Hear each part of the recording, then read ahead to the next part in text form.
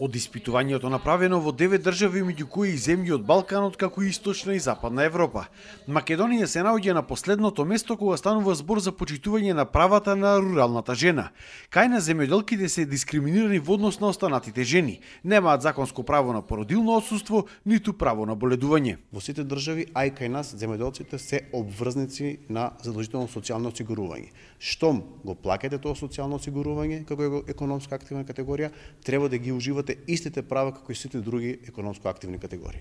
Тај нас го плаќаат, меѓутоа за жал тие немаат право на парични надоместници. Иако во собранието се предложија промени на законот за здравствено осигурување, тие не се случија. Во моментов единствено преку програма на Министерството за земјоделство, жените земјоделки кои што раѓаат добиваат по 80.000 денари, на што се противат граѓанските организации кои велат дека оваа сума е како социјална помош.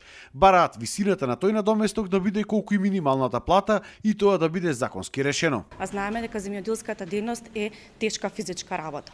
Значи бремена жена, секако и особено бремена жена која што има покомплицирана бременост, не смее да извршува оваа работа. Така што жените од руралните средини се ставени во една многу неповолна ситуација. Или ќе работат бремени, со што ќе го загрозат сопственото здравје, здравјето на идното новороденче, или пак работата нема да остане завршена, со што ќе се соочат со сиромаштија.